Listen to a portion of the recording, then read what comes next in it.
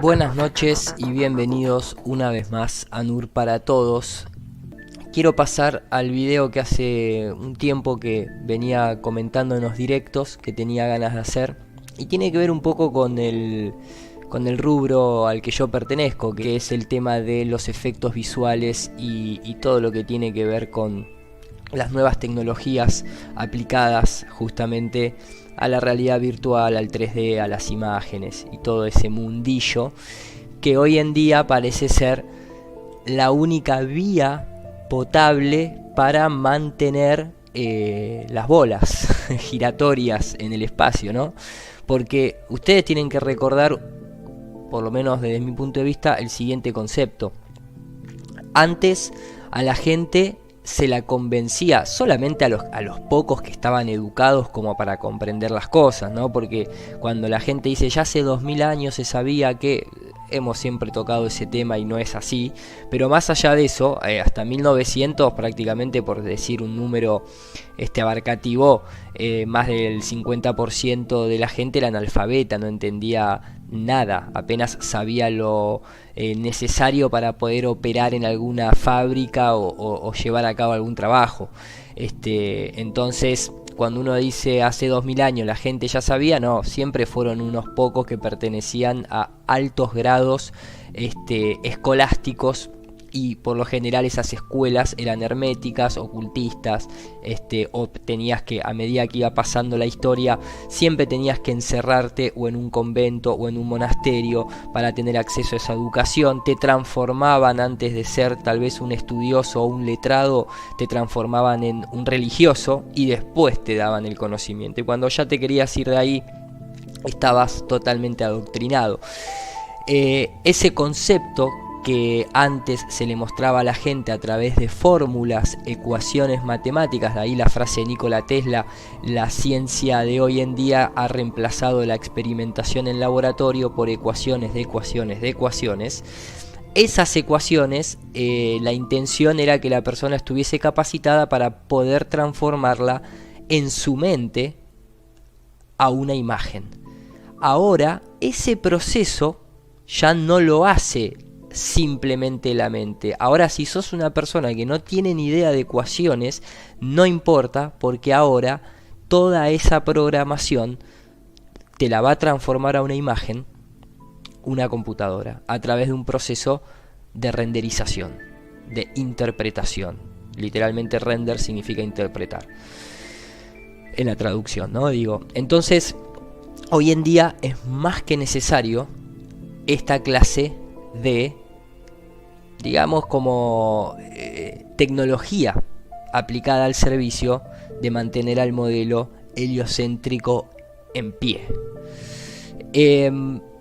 Entonces es ahí donde hoy en día entra la mejor tecnología para procesar todas esas múltiples ecuaciones algebraicas, en donde se programan vectores en un espacio tridimensional prefabricado, un montón de cosas que suceden detrás de la imagen que uno ve en la computadora, ese código fuente, que terminan generando por nosotros esa interpretación de imagen. Y eso se aplica para cualquier tipo de imagen, desde imágenes muy simples y sencillas, simplemente de líneas, hasta imágenes hiperrealistas, fotorrealistas, como la que nos presentan, por ejemplo, la NASA en las imágenes de la Tierra vista desde el espacio. Entonces, lógicamente, no siempre les sale bien y muchas veces tienen errores o varían la calidad de la imagen, los tamaños de las cosas y demás, a propósito, para no quedar pegado a tener que repetir constantemente algo que después no van a poder repetir. Incluso no siempre fue digital, obviamente, porque en otras épocas el paso intermedio entre que la persona tenga la capacidad para interpretar todas esas ecuaciones en un modelo, siempre fue, y uno de los mejores renderizadores que tiene la naturaleza es la mano del hombre. ¿Por qué? Porque puede pintar fotorrealismo. Entonces siempre a lo largo de la historia existieron varias técnicas. Acá en este canal hemos tocado muchas veces las técnicas de la década de los 60 y los 70 en el cine, a través de lo que se llama el matte painting, que es esa cuestión de pintar a mano y luego sobreponer sobre película filmada. Y en otras épocas incluso está la patente, no es algo que lo estemos inventando en absoluto. Vemos la patente, por ejemplo, de el dispositivo para producir efectos ilusorios, patentado en octubre 10 de 1905, en donde, oh casualidad, se toma como un ejemplo, ¿sí?, una esfera pintada con lo que después terminó siendo la imagen más reconocida de nuestro supuesto planeta esférico, esa imagen legendaria de 1972 por el Apolo 17. O coincidencia. Pero la mano del hombre es muy, muy experta en reproducir fotorrealismo, en estudiar la naturaleza de la luz y demás. Entonces no siempre fue CGI, pero hoy en día se ha estandarizado dentro de esta técnica. Y por eso ahora los aparatos ilusorios van de todo tipo, lógicamente. También lo vemos hoy en día, todo lo que sucede dentro de la ISS, en donde podemos detectar cientos de errores aplicados a efectos visuales, es parte de ese aparato para producir efectos ilusorios. ¿Se entiende para dónde vamos, verdad?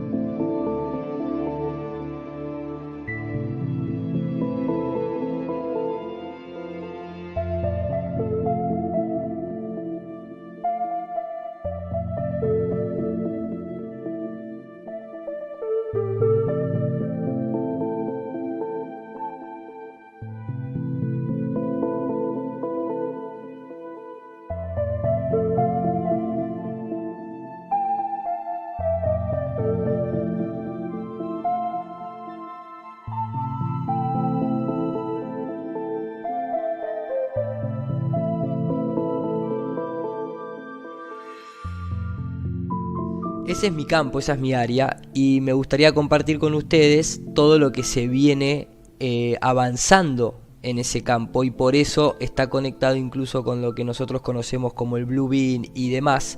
Y a ver, sin ir más lejos, a la hora de recrear mundos en 3D, una de las principales cosas que se asumen, ya lo hablaba Microsoft con el algoritmo RQT, es que siempre los terrenos y las superficies son planas.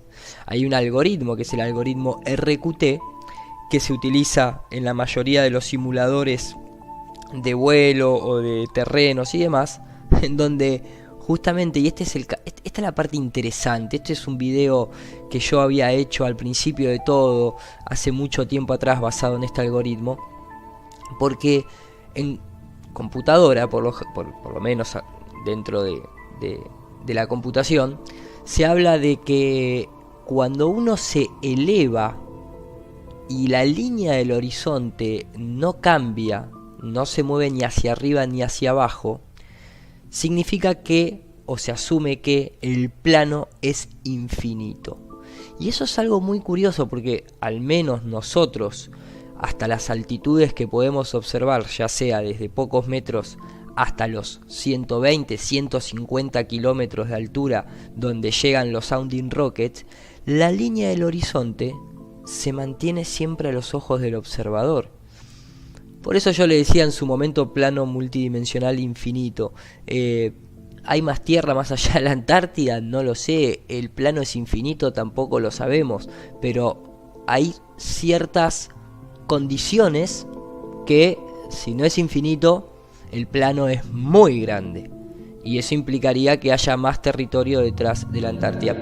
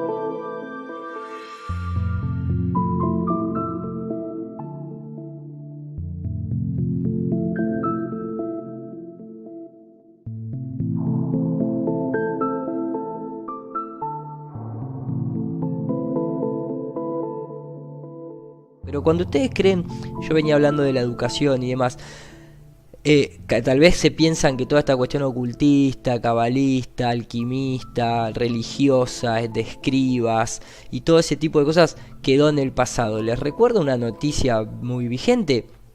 El señor, por ejemplo, Elon Musk, del cual me imagino que muchos acá están al tanto, decide, por ejemplo, crear una escuela hermetista no conforme con la educación que el servicio público prohíbe, o también privado en algunos casos, y crea Ad Astra, hasta las estrellas, ¿no? La escuela hermética que Elon Musk creó justamente para darle una educación diferente a sus hijos, porque no estaba conforme, ¿no? Unhappy with the educational. Entonces se sigue manteniendo todo lo mismo. Aparte, acá pueden ver claramente la identificación del logo piramidal. Les recuerdo que el nombre Elon en griego significa luz, Musk significa joven hijo, ¿sí? O sea, el joven hijo de la luz. Me parece que hay mucho para combinar con eso, pero sigue siendo siempre lo mismo. Incluso cuando la gente cree que toda esta cuestión de enseñar el heliocentrismo siempre son cosas del pasado, les recuerdo que Georges Lemaitre fue el jesuita que creó la historia del Big Bang, como leemos en Wikipedia, mal atribuida a Edwin Hubble, porque fue Georges Lemaitre. Incluso hace muy poquito lo dice el propio de Grace Tyson en un programa televisivo muy conocido. These Jesuit scientists, Okay. the Jesuit priests were like the academic order of the Catholic. You're Catholic. You should be teaching this, okay? I'm aware of my religion. Okay. So there's a Vatican observatory to this day that at the time, before telescopes were invented, these Jesuit priests were put into the service of figuring out why the calendar was shifting in the year. Well, am I correct in saying that it was a Catholic priest who first proposed the idea of the Big Bang? Yes, Georges Lemaitre. Wow. Yes, the Big Bang itself, using Einstein's equations. Einstein could have done it, but Einstein did enough. He was busy. He did enough. Yes. Laid down the equations. Other people calculated with his equations, and he deduces that the history of the universe must have started with a bang. Wow. En fin, ustedes lo escuchaban de la propia boca de estos serviles al Imperio Romano. Me parecía más una tomada de pelo. Einstein lo podría haber hecho, pero ya estaba muy cansado, ya hizo demasiado. En realidad Georges Lemaitre tomó las ecuaciones de Einstein, me parece que la hicieron en conjunto, no te quiero contradecir, de Grace. Y en fin, todo un circo romano. Incluso hay una historia muy interesante, porque ni siquiera los jesuitas fueron los que condenaron supuestamente a Galileo. Claro, si era uno de ellos. A las pruebas me remito. Acá, por ejemplo, dice: los jesuitas no fueron los que acusaron a Galileo Galilei ante la corte y la Inquisición. Esto es lo que Sergio Pagano, los apellidos me encantan, dice, uno de los expertos cardenales que estudió en la comisión del 79 otorgada por el Papa Juan Pablo II, de científico de Pisa. Digo, la iglesia acusó a Galileo, sí, pero los jesuitas no. Los jesuitas no acusaron a Galileo. De hecho, no hay que olvidarse que creadores o financistas de Galileo eran los Medici. ¿De qué estamos hablando? O sea que, de hecho, sabemos a la fecha de hoy que la mayoría de los astrónomos financiados en esas épocas eran justamente jesuitas. En todas las épocas, diría, ¿no? Following Copernicus' publications, it is probable the Jesuit order has produced more astronomers than any other demographic in Europe. That, ostensibly, a religious order should produce so many scientists should cause surprise. However, as these scientists have focused nearly exclusively in but one area, this gives us reason to question. Entonces, A lo que voy es, ¿ustedes creen que algo de todo esto cambió? Que ya no es más que ahora la información que recibimos, sobre todo a nivel científico, de lo que concierne al espacio exterior y a nuestro sistema solar y nuestro sistema galáctico, ya no es más dado por esas mismas fuentes del pasado, que ya no son más los jesuitas los que están por detrás, el ocultismo el que está por detrás. Minutos atrás veíamos a Georges Lemaitre, el jesuita que fue el creador y el inventor de la teoría del Big Bang. No fue Edwin Hubble, fue el jesuita Georges Lemaitre, el que hoy tiene un mural en la Agencia Espacial de la ESA, el que estaba al lado de Albert Einstein aconsejándolo. También vemos la relación de Einstein, obviamente, con Paul Warburg, el banquero. Vemos a Einstein con una cara media no muy simpática al lado de Michelson and Morley, y lo vemos claramente a Michelson haciendo la manito dentro del saco, perteneciente a la masonería, y de hecho Morley fue el que decía que él no estaba satisfecho con el experimento, que había sido pobremente interpretado. Bueno, creo que ya sabemos por qué ha sido pobremente interpretado. Las noticias de la época decían que la teoría de la relatividad de Einstein era más de J.P. Morgan que del propio Albert Einstein. Obviamente, claro, si haces bien las cosas, podés recibir justamente una pequeña ayudita, como por ejemplo vemos acá en pantalla que Philip Foreman, el juez, le otorga el certificado de ciudadanía americana al hijo de David, Albert Einstein, que pertenecía lógicamente al reino de David, ¿no es cierto? Entonces ahí podemos ver un claro apretón de manos, muy simbólico, por cierto, perteneciente lógicamente a ciertas logias. Y eso no es que se aleje, o sea, les repito, ¿ustedes creen que hoy en día qué pasa? Este símbolo que vemos de la gente de la NASA junto con Google, este apretón de manos, ¿no es igual que el anterior de Albert Einstein y el juez Foreman? Creo que es evidente la conexión que hay y que sigue habiendo. De hecho, tal vez ustedes creen que, un rápido pasaje por el ocultismo de la NASA, ya que la mencionamos y la vamos a seguir mencionando a lo largo de todo el programa, pero recordemos lo que es la masonería y la NASA a través de Jack Parsons, el cual, cuando uno va incluso a la propia Wikipedia, les dice que era un ocultista, que era un discípulo de Aleister Crowley, que pertenecía a la Ordo Templis Orientis, que abogaba y rezaba al dios pagano Pan, ¿no? De ahí el ocultismo de Walt Disney, de Peter Pan. Pan es el dios de la pedofilia y la perversión, la simbología en las fotos de el rover, de ahí también la simbología de Pangea, la tierra del demonio.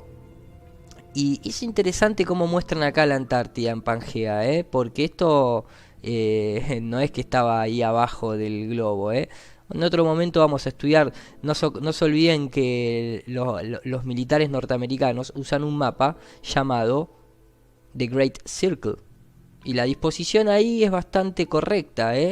Ojo, que acá no pareciera estar en un globo Pangea. No iba a estar, ¿qué va a estar Pangea? ¿Que va a estar toda la masa continental que de un lado del globo solo? Pensemos un poquito.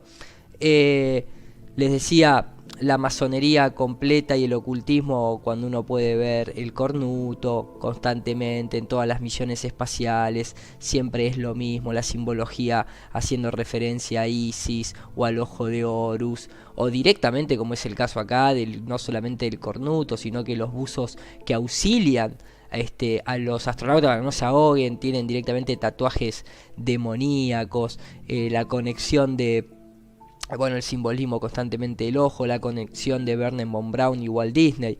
De ahí mencionaba el tema del dios pagano Pan, la conexión incluso de Monsanto promocionando juegos de las aventuras a través del espacio, donde ahí se puede ver el castillo de Disney. O sea, fíjense de manera muy rápida las conexiones que uno puede ver, la simbología en el diseño, no solamente en Júpiter o en la cara de Pluto, sino también en el diseño de las escotillas de la ISS, todo el tema de... bueno, en fin, hay mucho, obviamente la masonería burlándose de los astronautas, ¿no? Astronauts! Astronauts. What on earth is an astronaut? No, they're not. I don't follow. Well, they're not on Earth, they're in space. In fact, Brother Buzz Aldrin was the second man to walk upon the surface of the moon. That's the best thing I've heard this evening. What, that a Mason walked on the moon? Se ríen de ellos mismos. Entonces, a lo que voy es incluso todo de la fe científica que propone incluso la masonería, ¿no? Fe en la ciencia. Hoy en día tenemos al hermano Guy, justamente así es el apellido, Brother Guy, perteneciente a la orden jesuita. Este astrónomo jesuita se llama Guy con Sol Magno, o sea, con el Sol Magnífico. No hay que olvidarse que el jesuita encargado de la medición y de otorgar los números y estadísticas y mediciones precisas para que se pueda determinar la distancia al Sol de 150 millones de kilómetros basado en el tránsito de Venus en 1700 y pico, se llamaba Maximilian, mejor dicho, no se llamaba Maximilian Hell. Vamos a ver qué nos dice incluso la Wikipedia, ¿no? Hell nació, bla bla bla, en el Reino de Hungría, inscripto con el nombre de Rudolf Maximilian Hall, pero posteriormente se cambió su apellido a Hell. Era el tercer hijo del segundo matrimonio de Matías Cornelius Hell, los cuernos del demonio, listo, pero sigamos. La pareja tuvo 22 hijos. El lugar del nacimiento del padre de Maximilian Hell es desconocido. ¿Qué más nos dice la historia acerca de este nefasto personaje?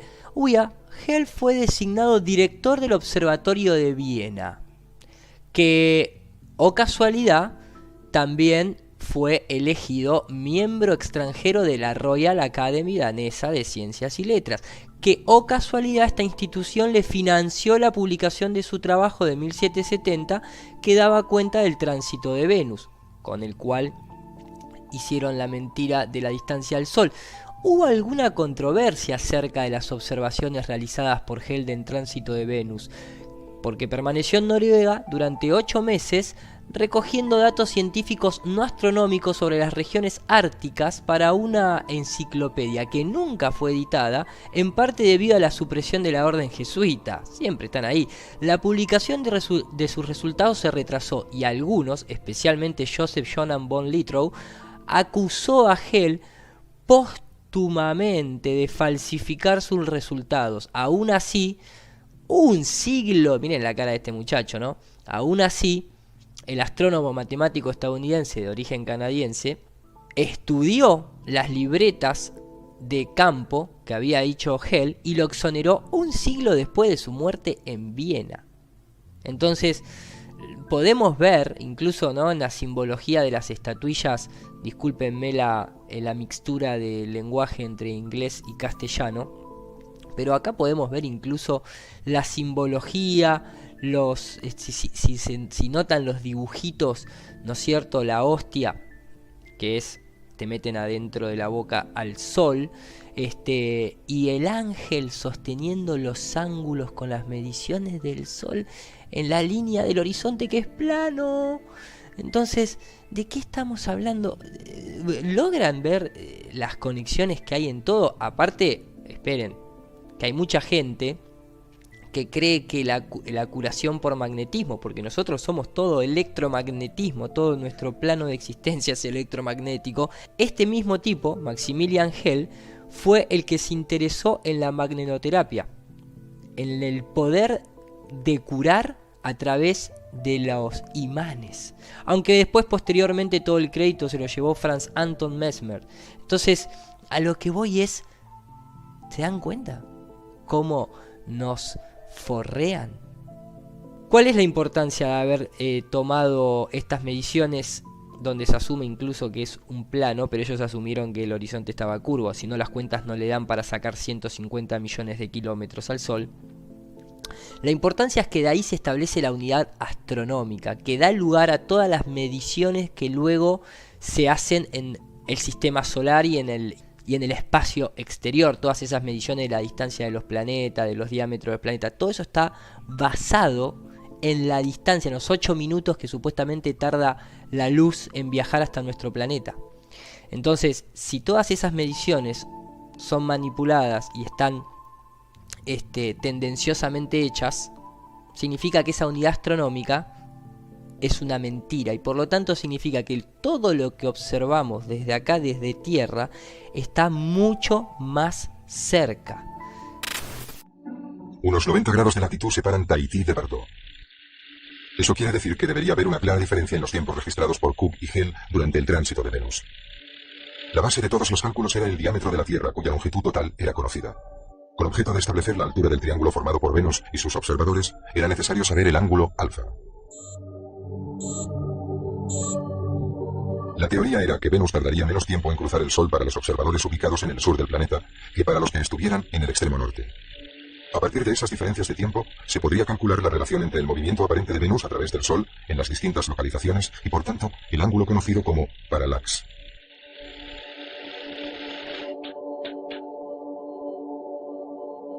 En realidad, el parallax no era más que el ángulo alfa, y eso les permitiría conocer la distancia entre Venus y la Tierra. De hecho, la operación matemática se complicaba por la deflexión de los rayos de luz y por la propia rotación de la Tierra. A pesar de ello, una vez los matemáticos hubiesen calculado la distancia entre la Tierra y Venus, las leyes del movimiento planetario les permitirían calcular el resto de las distancias del sistema solar. Y entonces podrían determinar la distancia entre la Tierra y el Sol en cifras absolutas.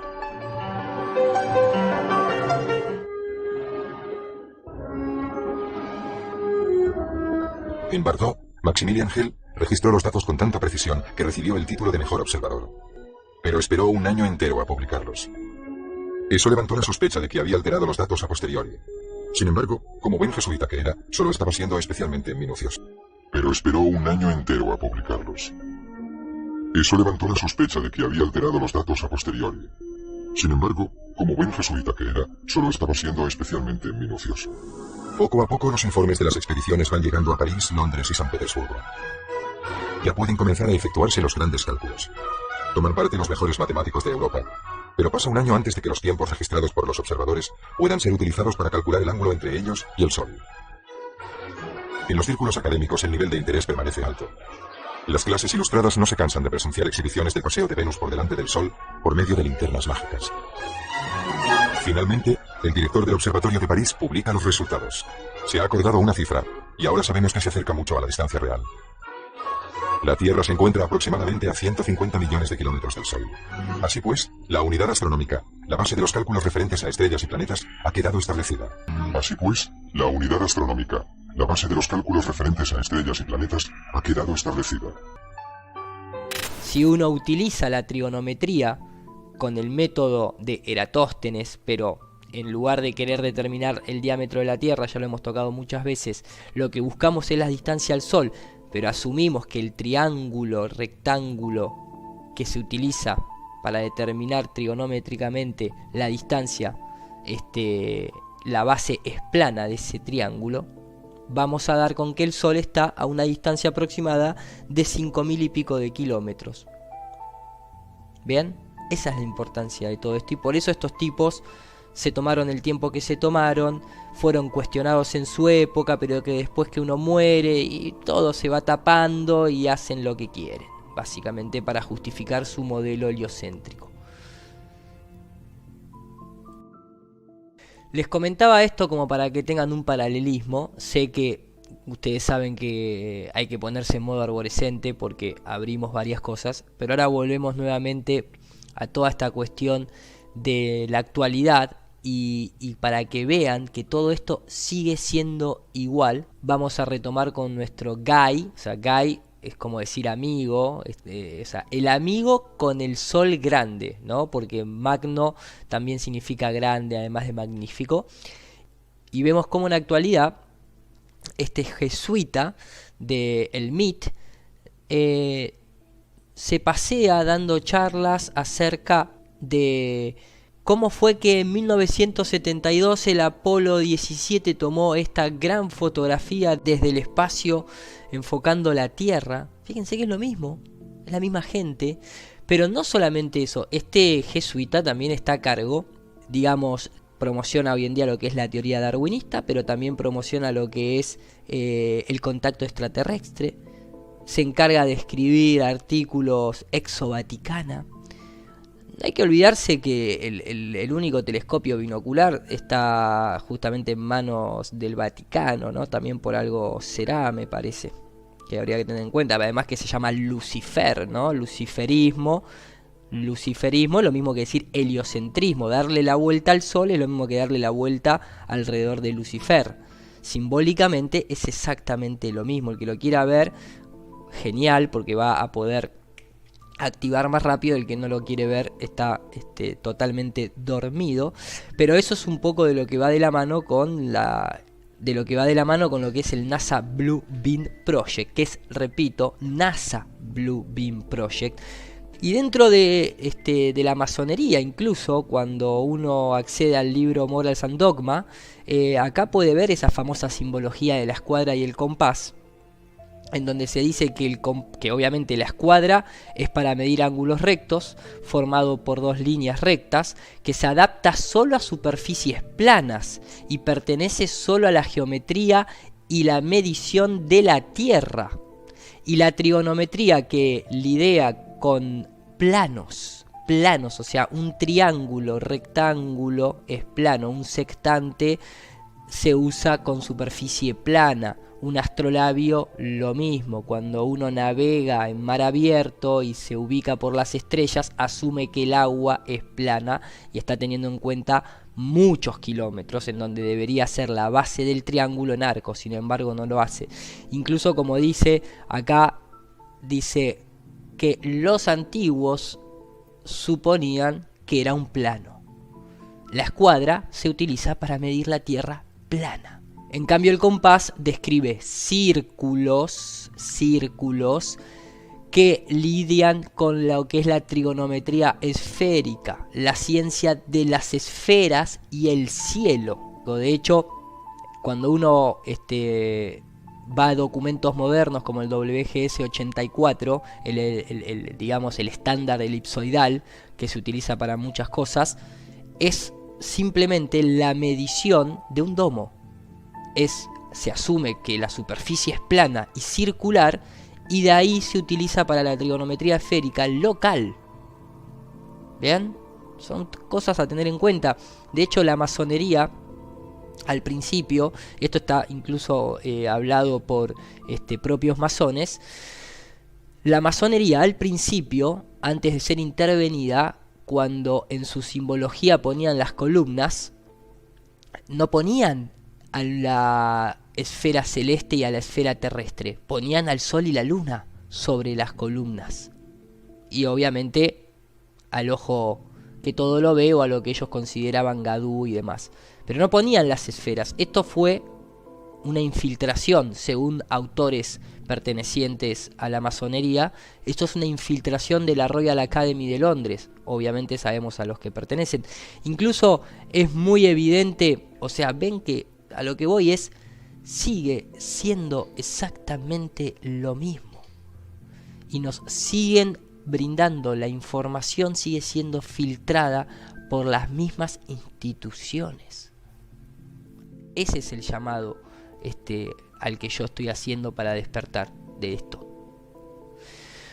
Entonces, habiendo tenido esta pequeña introducción, viendo esta conexión entre NASA y Google, me gustaría extender esta relación y mostrarles desde mi punto de vista y desde mi profesión toda esta cuestión tecnológica aplicada al servicio del heliocentrismo.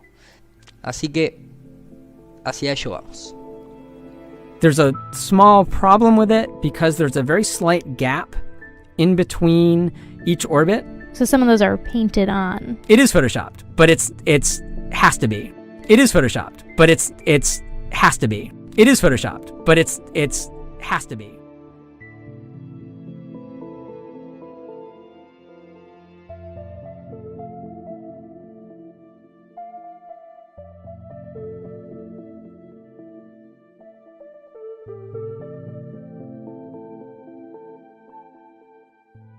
It is photoshopped, but it's has to be.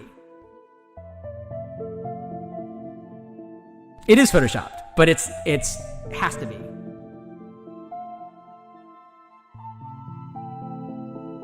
It is photoshopped, but it's has to be.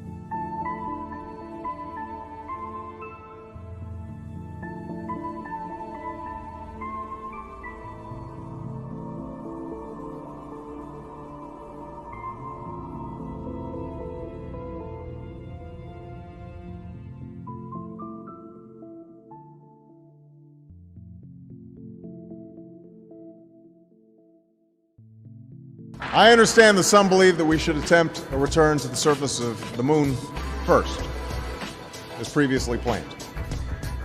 But I just have to say, we've been there before. We've been there before. We've been there before.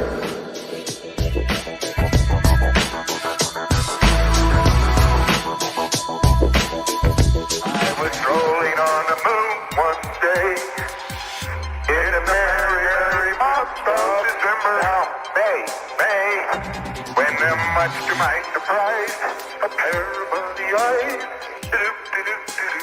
Oh, is this a neat way to travel? Isn't it great?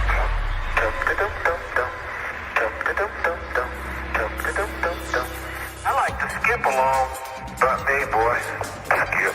Or whatever you call it. I can't get my left leg in front of me.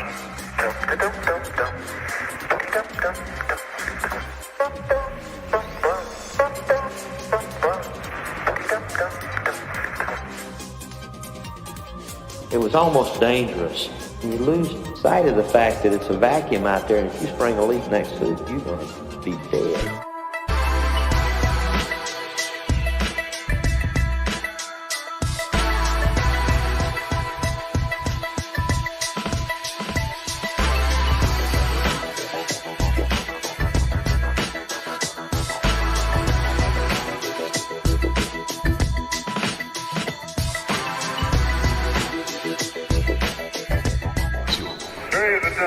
One more. Miles and miles and miles. Very good now.